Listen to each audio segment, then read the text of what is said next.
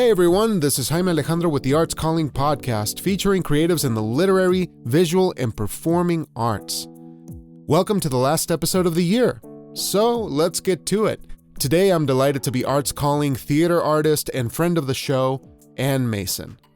To be more precise, Ann is a life writer, theater artist, and creative consultant who is passionate about transforming skills and lessons from within the theater sphere into tools for all facets of community, industry, and humanity. She was diagnosed with multiple sclerosis in 2014 and strives to turn her experience into lessons of hope and resiliency. When Ann isn't at the theater, she can be found reading, enjoying the outdoors, communing at coffee shops, or solving and creating crossword puzzles. Ann lives in Wyoming with her cat, Orange Julius Caesar. Be sure to stop by acmcreativeconsulting.com for more information about Ann and her consulting services. And of course, in case we don't hear from each other, I just want to take a minute to thank you for listening and supporting the Arts Calling Network in 2025. We had a wonderful year. Not just at the podcast, but over at Coalition Works Literary Journal or Coalitionist Newsletter. But more than anything, I want to thank you for supporting all of these efforts, listening and contributing and spreading the word, because it's made an absolute difference. And I'm truly grateful for the time that you've taken to be a part of this whole thing. So I hope you have a wonderful end of the year. I hope to see you in 2026 for another great one. And now, without further delay, let's wrap up 2025 by giving my friend Ann a call.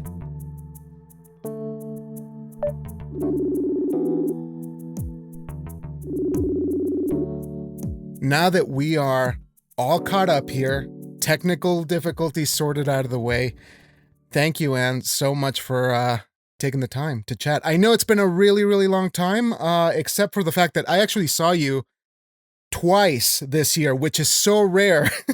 I know. I am very accustomed to seeing you like over Facebook, and I'm like, okay, well, you know, we got a nice surprise this year. But how have you been? How's your year been? Gosh, I've been good.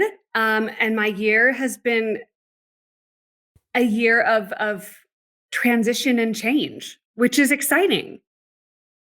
And also hard to talk about, because I'm like, wait, I'm so used to having my go-to script.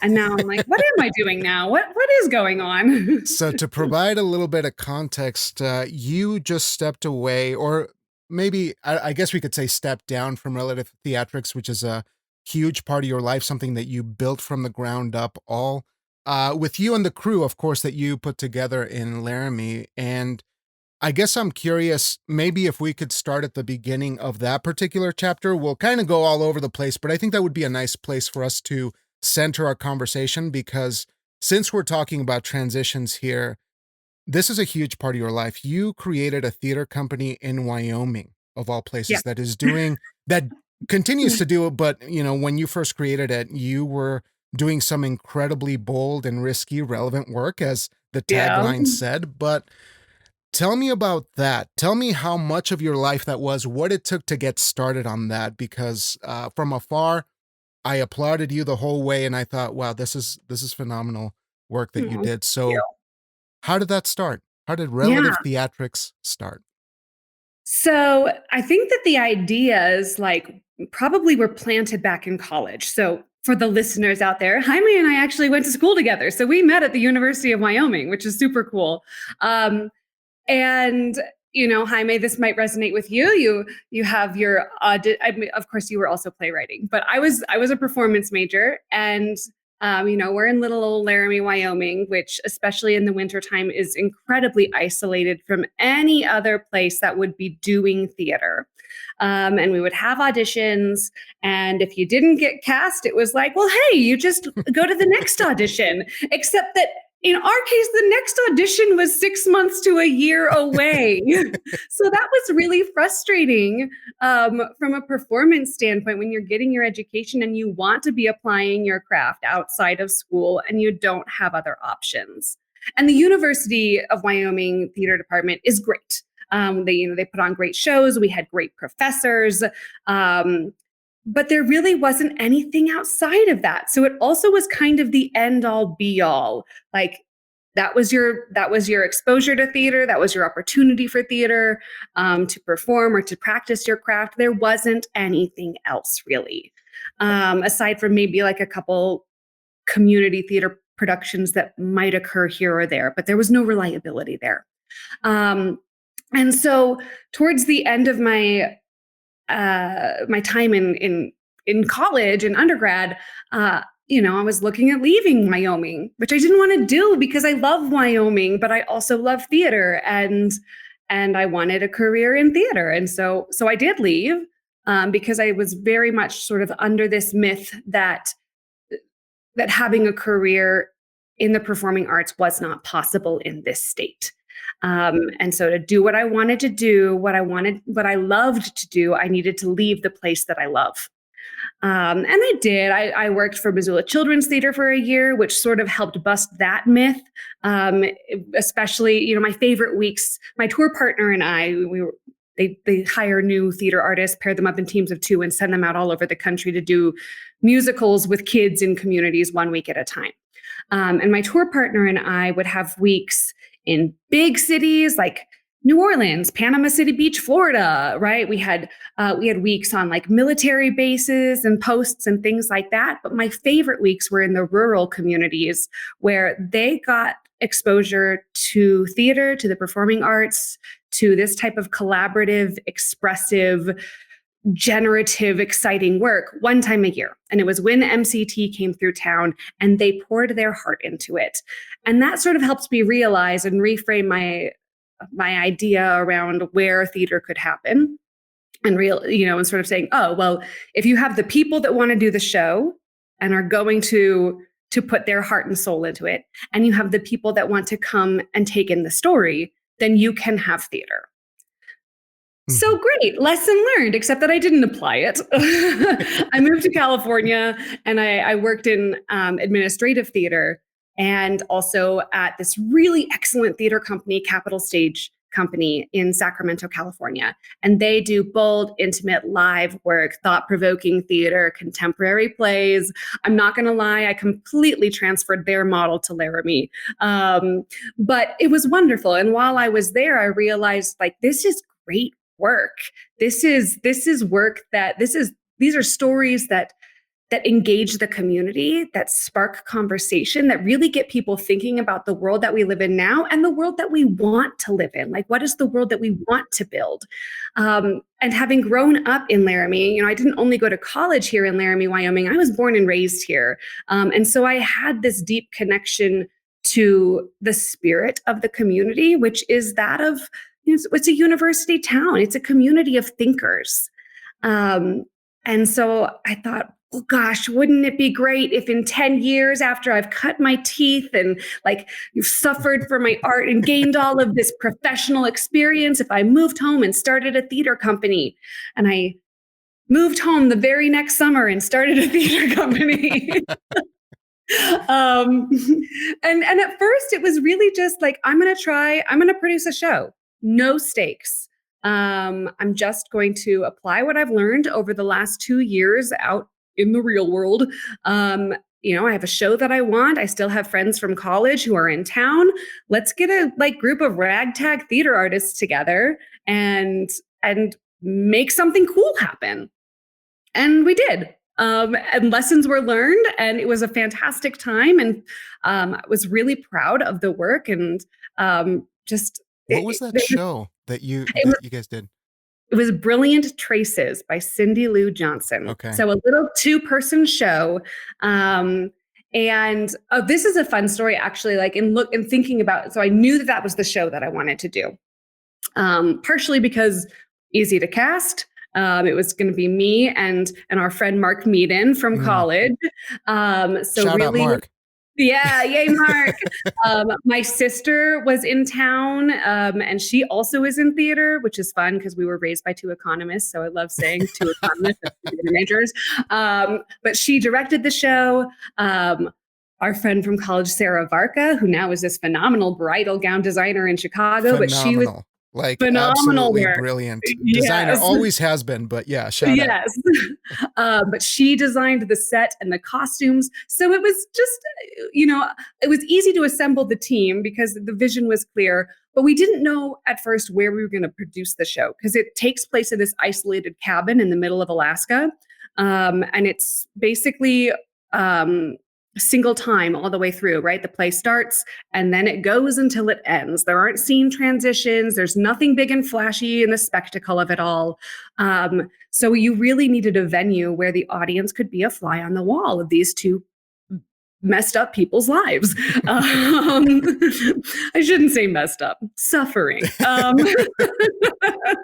But there weren't great options aside. There was the university, but I really wanted to make it clear that this was not a UW endeavor, that this was a part of a part apart from, this was not Right. part of the University of Wyoming, that this was something totally separate.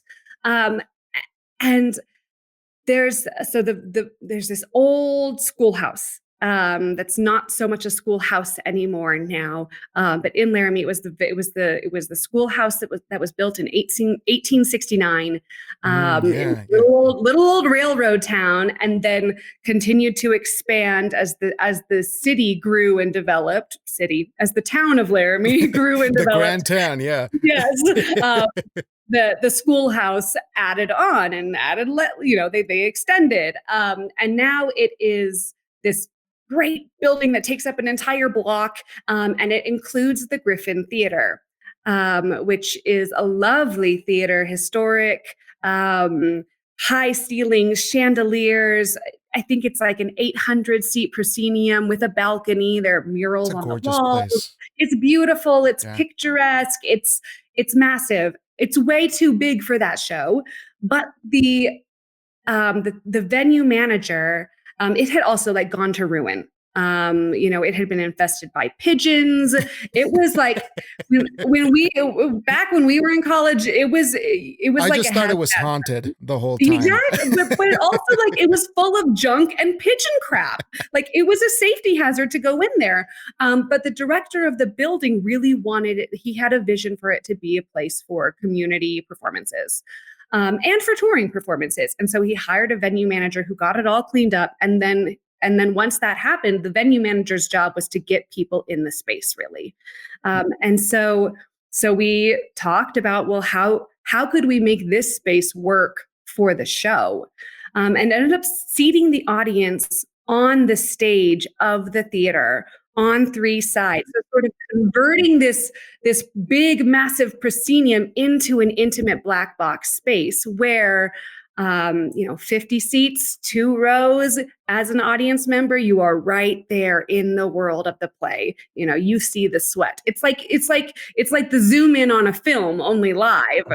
And that's the model that has carried over for 12, 13 years now. They're in their 13th season and still doing it that way, because we found that the audiences loved both the novelty of that, but also the proximity of it, that it made it feel so immediate, and really helped with the realness of the experience. Absolutely.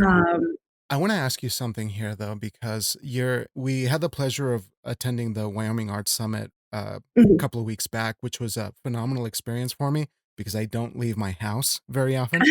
Point one, but looking at how far the Wyoming community, the arts community in our great state has changed. Mm. I don't know if it has actually always been this gung-ho, this supportive, this open. It seems to me that there has always been this sort of kernel of enthusiasm, do it yourself. We're going to will things to happen. But even looking back at these stories that you're telling me, I get the sense that there was still a lot of things to overcome. And there Mhm. was less support than there is now. Maybe you can give me a little bit more context, but I just get the sense that we have grown exponentially as an arts community statewide. Maybe you could sort of give us a bit more context based on what you know and how long you managed to make Relative Theatrics last in that climate into a more supportive statewide sort of cultural Yeah. movement, it seems. Yeah. I mean, I would agree with you. I think that there has been a burgeoning of recognition of the value of arts in Wyoming.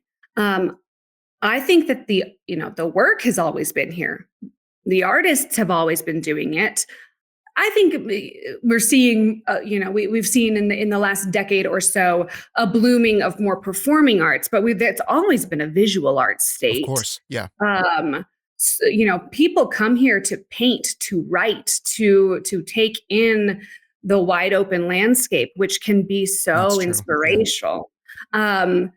And I think in terms of then the sort of performing art, the public art, the gathering around of art experiences, that is something that I've seen bloom a little bit more, which is lovely. And also, like, it's a double-edged sword. And when you say that this work has always been here and this work will always be here, but we also need your support.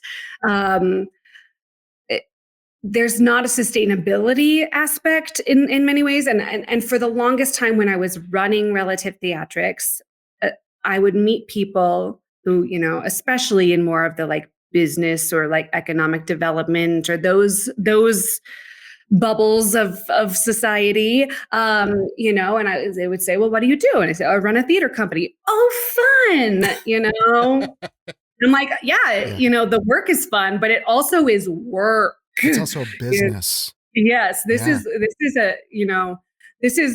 I'm doing your job and all of your colleagues' jobs all in one, and so I think that there's been more. I think that artists in Wyoming are getting better at telling their story, and that's probably part of the bigger change. And that's also assisted by some of the really wonderful organizations that we have on a statewide basis. We've got the Wyoming Arts Council that really supports us. That first production that I was waxing poetic on was bolstered by a $500 grant from the Wyoming Arts Council. Like, that was our budget. And we used it for theater rental and to pay for rights and to buy a door. And everything else came from our closets and our garages and our backyards and our basements. Hell yeah. You're talking my language. You're talking fringe. Yep. Beautiful fringe. Absolutely. And I think that one of the things that I really focused on with Relative Theatrics, and I think that more artists in Wyoming are realizing, is that we have to not only do the work, but learn how to tell our story about how the work happens and do some education. And so, especially once Relative Theatrics became a nonprofit, which wasn't until 2.5 years into my producing tenure. At that point, it was like, okay, now I'm going to learn now I'm going to apply what I learned a while ago about writing grants and fundraising and donor development, all of that, like the stuff that actually makes the work possible to sustain over long periods of time.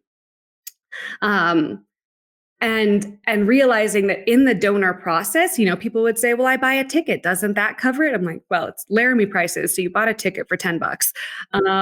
So no. We also want to be paying our artists. And it's not just the actors that you see on stage. There are 10 other people at least behind the scenes who are making this happen.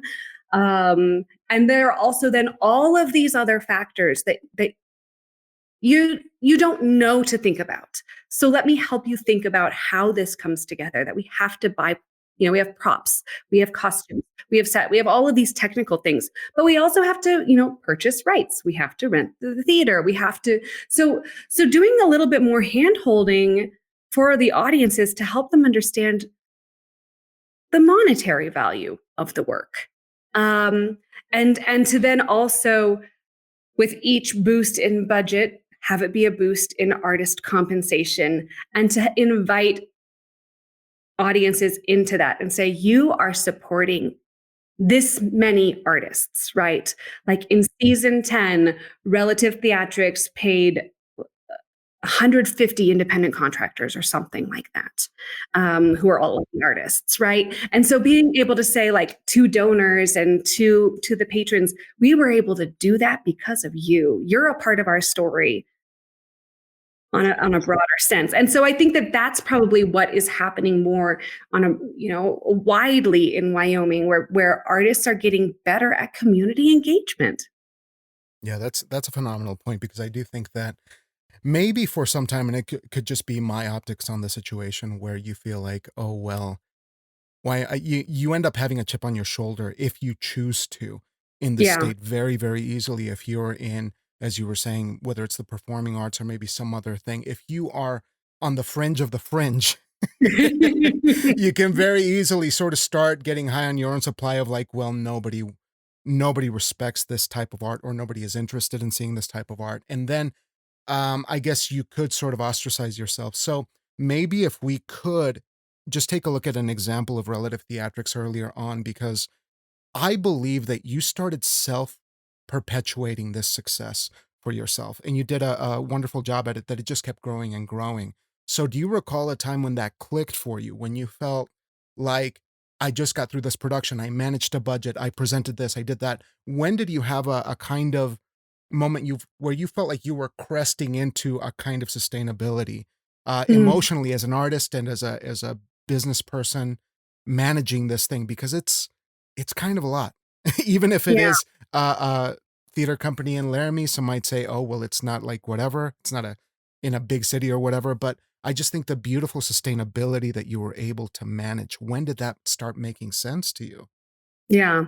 So there, I have kind of an unconventional story, I suppose, in this sense, in that I think like it clicked of like, oh, this is viable after that first show of like, hey, we did it. Like I Mhm. budgeted it, I got the grant, we did the show. Also, lesson learned, like don't do a play the first week of August in Laramie, Wyoming, because everybody wants to be outside.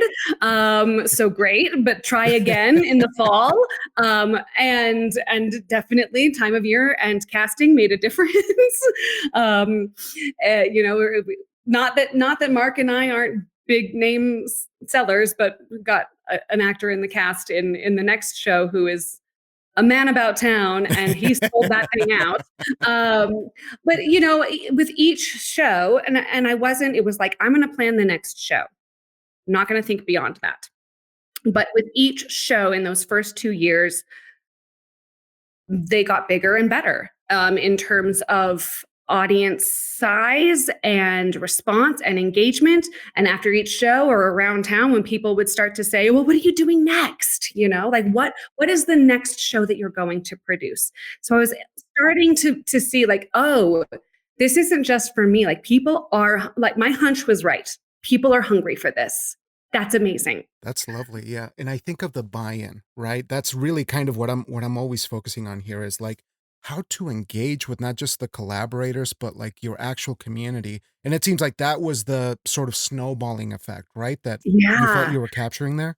Yeah, and I think also there's something to the fact that like I didn't set out to start a theater company. I set out to produce a play and then produce another one and then produce another one. Um, but also during that time, about halfway, 6 months after that first production, I was diagnosed with multiple sclerosis.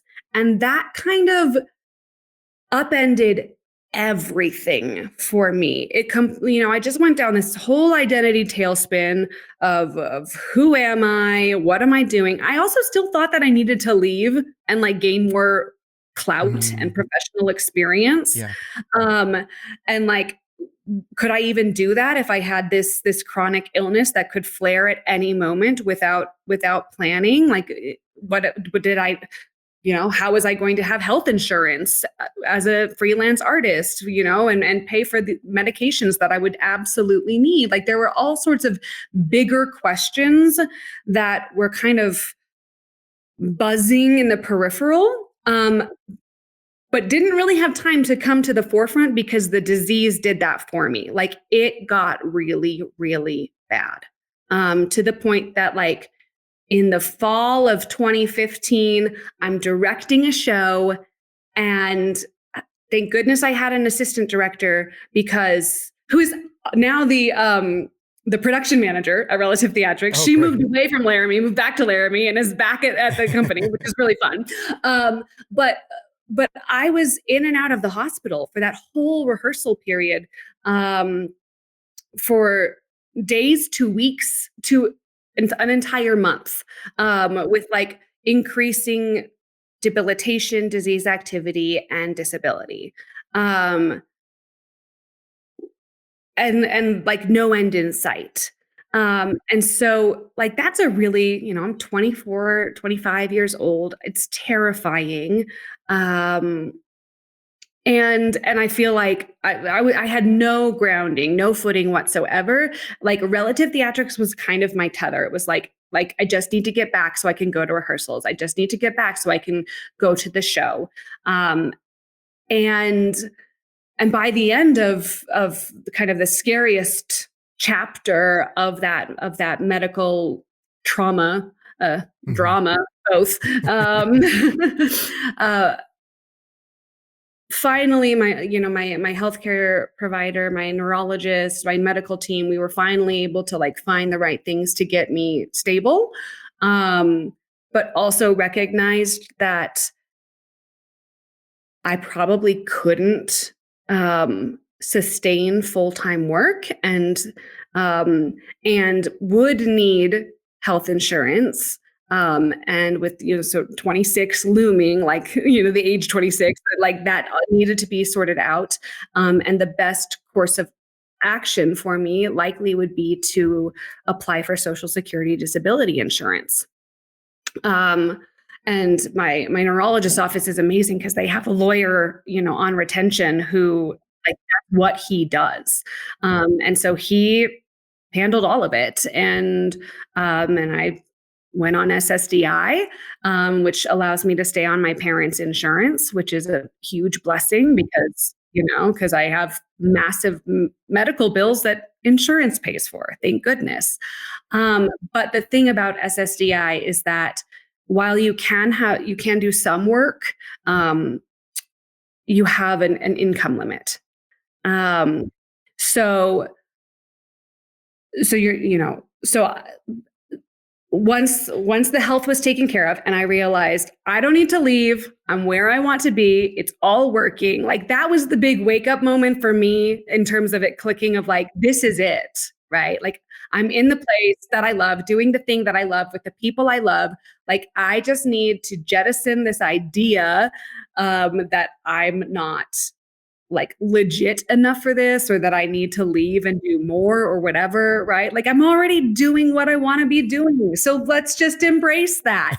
And at that point, that's when applied for Relative Theatrics to become a nonprofit. And really, then just my day to day, whatever energy I had that day went into bolstering the company and bringing other artists on board as well, to direct, to act, to building out. So rather than it being this sort of vanity project, that this was about building an artist theater community, beyond just those folks from the university that would pop over when they weren't in a show.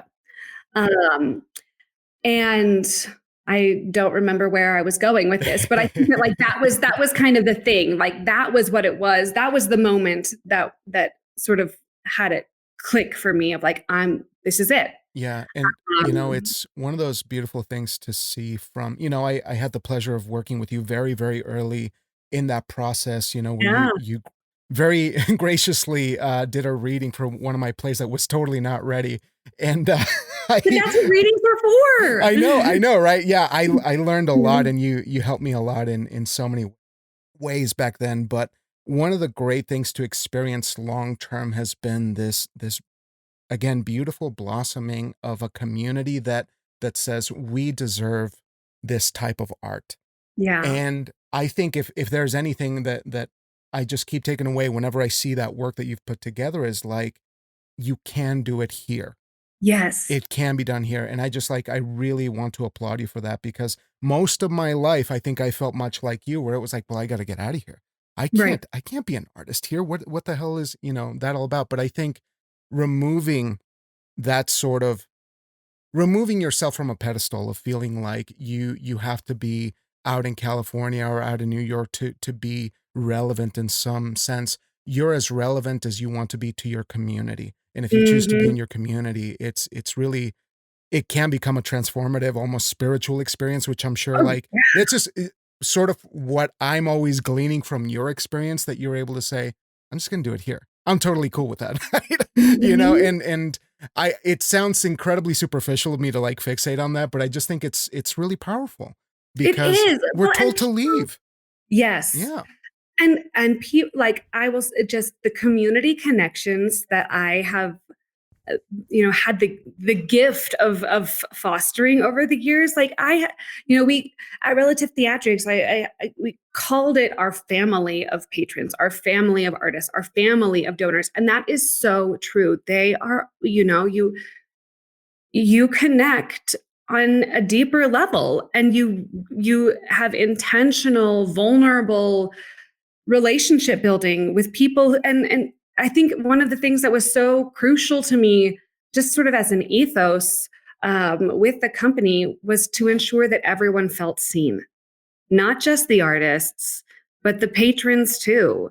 And like I think in some ways, which was not at all planned, but the setup, the physical setup of the stage allows for that, where you Mm, have audience on three sides of the action. So you're watching the play, but also as the actors move around, you look stage left or stage right, and you see the audience members on those sides, yeah. Yeah. and you get to recognize, like, I'm not in a vacuum. I'm experiencing this with my neighbor, and they are my neighbor. I gotta tell you, I love that configuration better than any other. I Me just too. I'm it might be like a black box thing, that like we Yep. we learned at UW, or I had it at Casper Mhm. College too, but I'm just fascinated. I'm in awe of just throwing people 360 and then just being in the moment Mhm. there. What Yeah. is it about that? I don't know. Maybe it's just that connection with the people. Yeah. I mean, we talk about, like suspending your disbelief. Um, and I think that maybe there's a mob mentality to it when you're in that, where you're both able to fully recognize that you're in a play, and yet at the same time, like, oh, that person across the audience from me seems to be in it. Okay, Right, if they're right. in it, I'm in it, right? They're like, Yeah. I'm maybe that's it. I really don't know, but Yeah, I whatever tend it is, it's I magic. tend to spiritualize everything. It's like I'm looking for a transcendent experience anywhere and everywhere, and I'm like, yeah, that tracks. That makes sense. I'm seeing that person like cry 5 feet in front of me. Yeah, we're totally making this happen. Uh, Yep. but as you move on to another chapter, as we mentioned, Mhm. you're stepping away from Relative Theatrics this year, or you already have, Yeah. and you are moving into a more creative consultant sort of Yeah. world. And Yeah. I'm curious about how all of this life, your medical situations, your intense work at Relative Theatrics as well, and just knowing Wyoming for what it is, Mhm. how does that facilitate you becoming a creative consultant and sort of fitting into this landscape, as we were talking about, that is very much a need, in my opinion, still of more creative minds trying to lead us into a better situation here. Yeah. Well, I mean, the MS absolutely facilitated the career change. The company was growing and growing and growing, which is a beautiful thing. We weathered the pandemic, which is like there are plenty of theater companies, professional theater companies all around the country that were not able to do that. Mhm. Um, but that takes a toll on the leader. Um, and as we grew, I really, because of the income cap, like that necessitated a growing out rather than a growing up, right? It wasn't like, how can I earn more money? It was, how can I take things off of my plate and bring other people on board, which I think was actually a really, like, counterintuitively a beautiful gift for the health of the theater company. But it still got to a point where I couldn't manage the workload anymore. Like, my brain was just not letting it happen. And my body, like, just I was tapped and experiencing some pretty severe burnout. And not doing well health-wise and needing to leave.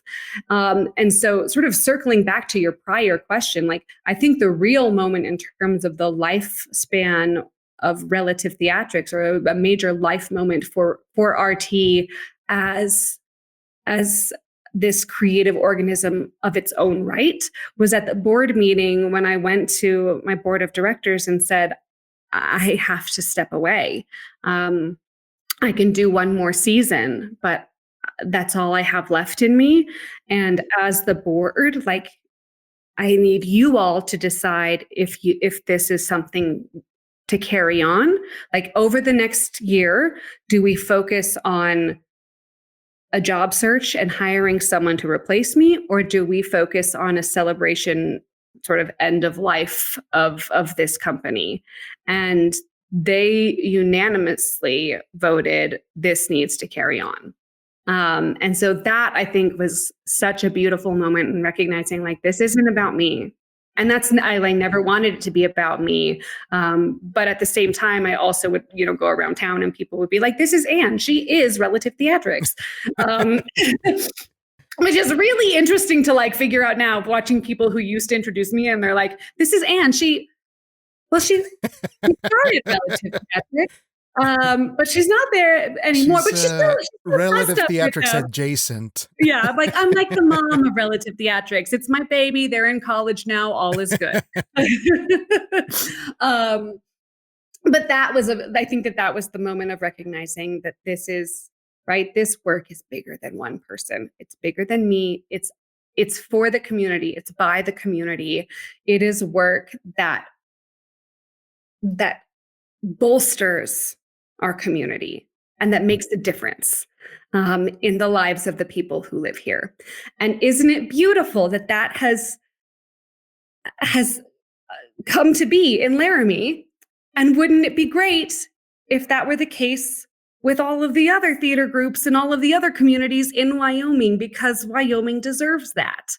And so as I was sort of nearing my final months, I guess it was really in my final year as artistic director at RT, the Wyoming Innovation Partnership, which was an initiative of Governor Mark Gordon to spearhead some economic diversification in our very coal-reliant state. In the third phase of this initiative, had allocated some funds for the creative economy. And so there was kind of this like professional development cohort / startup challenge called Arts Work, investing in Wyoming's creative economy. And so I participated in that. And as a part of it, I developed this business plan for a creative consultant service where I would work with other theater companies around the state to help improve their practices on a business stance. But on the flip side, on the other hand, would use my theater skills in an applied manner to help non-arts entities improve their creative problem solving, communication, soft skills, strategic planning, just applying lessons from within the theater sphere for all facets of industry and humanity. Right, which comes back to your point of this integration, especially here in our community, where we need more of that education to let each other know, look, this is how the arts can supplement, can assist you build your businesses bigger and stronger, but it's just a matter of understanding. And it's not just fun entertainment. Yeah. It's like, oh, you do that cute thing. It's like, no, we're actually providing a service that can make our community stronger and more vibrant and more welcoming to, a whole bunch of industries. Well, so now I'm doing this creative consultancy, working theater for best practices for theater, mentoring individuals, organizations, theater companies, all on means in which they can improve their efficiency, their efficacy, their empathy, big one, and their impact. Certainly right now we need that. And what's great about it is that, so two things. I was very fortunate to be one of the winners of that startup challenge. And so I received $25,000 as seed funding for this endeavor, which is so much more than like. Yeah, congrats, by the way. You're like, as a theater person, what do you do with that? Right. I'm like, what is holy moly? And then it's also this strange psychological shift because I'm like, but all I have to do is carry out this plan that I proposed, which is maybe a tenth of what I was doing with Relative Theatrics. So the disproportion of like the funding that I received for the amount of work that I am expected to do for it is so it's some serious mental gymnastics for an artist. And I just have to keep going back to like all like I would go to I worked with Impact 307, which is an economic development wing of the university that does startup challenges for other types of businesses that you would actually think of, not like arts-based enterprises, and they're getting 50,000, 100K for an idea. And I just had to keep going back to that of like, you just did that. You did the exact same thing that they did. You've earned this just as much as they have. And you don't have to like grind yourself in the ground now to prove that you're worth it. They chose you. That was you. That was the proof. And now you just get to have this stability, which is amazing. And the freedom to, accept gigs and contracts on a schedule that works for my health. Right. Which is amazing. I love that you bring this up because I do think that, especially in the performing arts, people grind themselves into the ground and it becomes an expectation, right? If you want to make it, if you want to be big or whatever, you have to destroy yourself. Yeah. Literally suffer destroy yourself. For your art, the starving artist trope, all of that. How is it that decent business people who are actually making a living don't have to destroy themselves? I mean, some might make the argument that in capitalism, everybody has to suffer a little bit, but again, there's a middle ground here. I mean, what are we doing? It's just important to acknowledge that. So I'm glad that you're bringing that up. Now, I have two more questions to be mindful of your time here, and one complaint. Okay, let's get the complaint out of the way. I can't believe that I didn't showcase your cat, Orange Julius Caesar, in Coalitionist. That really upsets me because I want to do this whole thing with cats, and I want to do like fake cat biographies where we just do like walls of like fancy cat portraits and then like an epic story. So I really want Orange Julius Caesar to participate in some way because he's the best. And he's I have this south facing window. It's big and huge. Yeah. And it's right on top of a radiator. It's his throne, right? So I'm looking beyond the computer right now and seeing him just like lays on his throne. And like cats are so intuitive, I swear. He was like, oh, they're talking about me. I know. He like perked up, He's like, oh, hold on. I think Julius is so on board with that, and I certainly am. Okay. Something to think about. That's, yes. Almost a grievance, but more of an opportunity. Now, the it's other question. It, right? Right. I ask people this because, we've talked about this for most of the episode, but I do think that having the ability to create sustainability for yourself is massively important. And I know that you and I could talk for hours and hours about this, especially because your background is so rooted in making decisions based around your health and wellness. I think, maybe we'll chat a little bit more down the road about this, but I'm curious, what are the things that ground you as a human being, not as an artist, just what brings you back to center so that you can be a better artist, so that you can be a better human being and person in your community? What does that look like for you? Yeah. Well, Julius is a huge help in that. More than anything, because even when I don't want to rest, he forces me to. And like, I will tell you, like, there are a lot of adjustments that needed to occur, lifestyle wise and just in self-care. surrounding my health and multiple sclerosis and just managing living with a chronic disease. And rest is absolutely necessary. There's so much fatigue. I sleep at least half of the day, right? Like I am at least in bed for 12 hours in every 24-hour period. And I often take naps as well. And for someone who is very ambitious and likes to do stuff, that it was the hardest adjustment. But Julius is like, hey, is it nap time? Great. Let me just crawl onto your lap. Excellent. You're not going until I decide we're going. So that's great. But so, really thinking about like, okay, no, rest is mandatory. It's a non-negotiable. And so finding ways to also trick myself into resting, if that's like, okay, well, I'll put on a bad television show or whatever and just like have it on in the background, and then I can pretend that I'm like thinking, or like a historical drama, I'm doing research, but really I'm binging and like falling asleep. Great. Okay.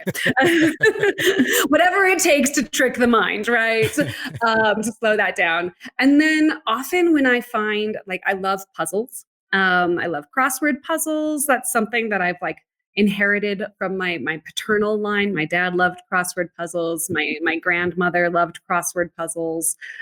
So, and that's good for the brain too, right? Like that's my brain exercise for the day when I do my crossword puzzle, but it also is meditative. That calms me down. I journal. And jigsaw puzzles. I love this. Like especially if I have been going too hard, I get a good audiobook and I pull out a jigsaw puzzle and I just go to town.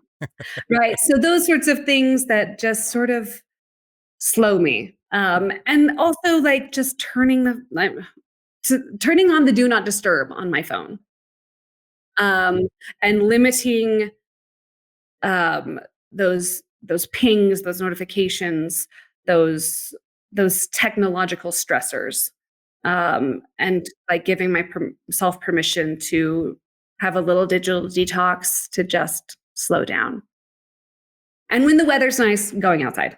But I'm also kind of Wyoming. baby about. I know, but like I don't. There's like a 3-week period in the summer where it's too hot for me, because that's one thing, like a heat exacerbates MS symptoms, which is annoying, right? Because like there are certain months where you're like, that's when I want to be outside. But where I have to like measure that a little bit more, like bring a cooling pack to like regulate my system a little more. And then like once it gets either too windy or too cold, and I'm like, oh, it looks nice outside, I'll just enjoy it from inside. See, this is where I feel like I'm a total outlier on this. I love the wind. I feel like I got to tell you this, as a Wyoming, you'll completely understand. There's two modes. There's either you hate the wind or you love the wind. And I feel like I am at my most humbled when the wind is blasting, because I get really existential, and like I just start going off into a different direction. And I'm like, we get a sense of the scope of who we are as totally. a people, what we are as a species in the context of this massive, like just howling wind. It's very existential, but it really puts me at ease for some reason. Yeah, absolutely. I really love that. So, but I will tell you, I'm like, I don't hate the wind. I'm like, okay, there you go. I'm like on the scale of like 1, hate the wind, 10, love the wind, 5, neutral, right? I'm like a 3.54, Okay. So a mild complaint. Yeah. Yeah. So lastly, and I know, and like, I could just bug you about all kinds of things. I just really admire the work that you've done. And as a friend, I just think that you're doing things the right way and continuing and persevering. But I'm curious what you're hopeful for in Wyoming, in your art. What are you looking forward to? Oh, I love this. So the other big transition that I've taken on is that I'm talking more about the MS, which is a huge shift. If you had asked me back in 2022, or I shouldn't even say ask, I did not talk about it even 3 years ago. I was sort of living in a very outward-facing optic of denial, you know, for whatever reason, and have worked over the last 3 years to just integrate that very real force into my being, where I'm not MS. MS is not me. And I'm also not like cordoning it off and only taking it, letting it come out and breathe when I'm alone, but just letting it be an authentic part of who I am, and a very real contributor to my life and my story. And so learning to embody that and speak about that, that has been a psychological journey. And I'm hopeful in the sense that like, it's not hard for me anymore. In fact, it feels second nature at this point. And so that feels heartening.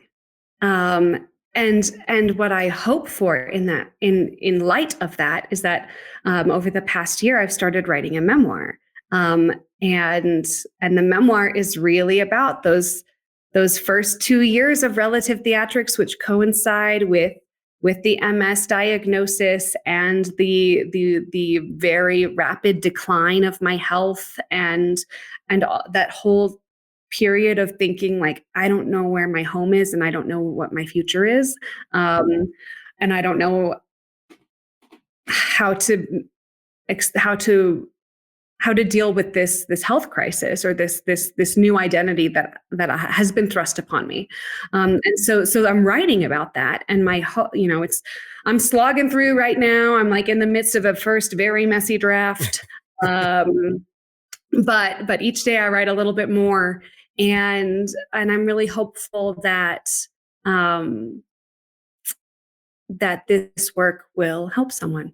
Just one person is enough for me, and so that's something. And it's also helping me stay connected to my creativity when I'm, in the more sort of corporate or businessy side of like theater operation and working with businesses. This is a way that keeps me tethered to that creative heartbeat. Yeah. Well, I think that's a beautiful note to end on, but I want to thank you, Anne, so much again for being around, for being a friend, even from afar. Let's just make sure that we don't go years without talking, because it's always a blast. But I really, genuinely, I'm really inspired by you, and I want to applaud you for all this work that you've done, because it is work that has built a beautiful foundation for your community in Laramie, and it is a model that we should all pursue in the state. It's, again, incredibly inspiring, and I'm just grateful to get to chat with you. So please, let's not go like ages without talking, okay? Most definitely. Thank you so much, Jaime. And I love being sort of welcomed into this little coalitionist family. Like it feels special. And it just kind of builds up, like you say, coming from a genuine place. I'm just grateful that you were contributing and that you trusted me with your work, because it's really special. And again, I'm going to put all kinds of links in the episode description so folks can actually see some of the links to your work, and of course the new piece that you wrote, and the HowlRound piece, which we didn't even get a chance to talk about, which was a great primer for the work that you've started doing with artists. So so much to talk about. Maybe let's come back again when the memoir is done, okay? I love it. Yes. All right. Well, I'll let you enjoy your weekend, but again, really good to see you, Anne, and I wish you the best. Happy writing, okay? Thank you so much. Thank you. I'll bug you over the internet. Lovely. Can't wait. All right. Talk to you soon. Okay. Bye. Bye.